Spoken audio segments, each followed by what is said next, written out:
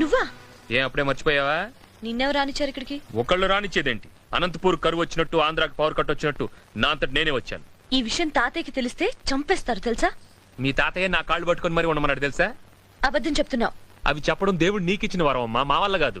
ఓయ్ నేను తప్పు చెప్పానా? నీ బతుకు ఒక్క నిజం చెప్పావా? నీ పేరు అబద్ధం, నీ ఊరు అబద్ధం, నీ ఫోన్ నంబర్ అబద్ధం, నువ్వు అనాథవని చెప్పింది అబద్ధం. నువ్వు మాత్రం అన్ని నిజాలు చెప్పావా? మీ అన్నయ్య వాళ్ళ గురించి అబద్ధం చెప్పలా? పిచ్చిదానా, నేనే అబద్ధం చెప్పినా అది లోక కళ్యాణం కోసమే. ఈ తెలివితేటలు తట్టుకోలేకే నీకింతవరకు ఎవరు పిల్లనివ్వలేదు. Malleswari, I already told you. నువ్వు దేని గురించి అయినా మాట్లాడు గానీ నా పెళ్లి గురించి మాత్రం మాట్లాడుకో. మరి అది దక్కదు. ఏం చేస్తావు? ఏం చేస్తావు? రే పెళ్లి కాని ప్రసాద్, ఇది మీ వైజాగ్ కాదు, నా ప్యాలెస్. మనుషుల్ని పెట్టి కొట్టించేస్తాను, జాగ్రత్త. అమ్మ దుర్మార్గురాలా, నిన్ను రౌడీల నుంచి రక్షిస్తే నన్ను రౌడీలు పెట్టి కొట్టిస్తావా? ఎస్, నోరు మూసుకొని ప్యాంట్ వేసుకుని పడు. ఎంత ఏడిపించావు నన్ను, అంతకంతా పగ తీర్చుకుంటాను చూడు. నీ పేరు మల్లేశ్వరి కాదే బాబు, పాతాళ భైరవని పెట్టాల్సింది.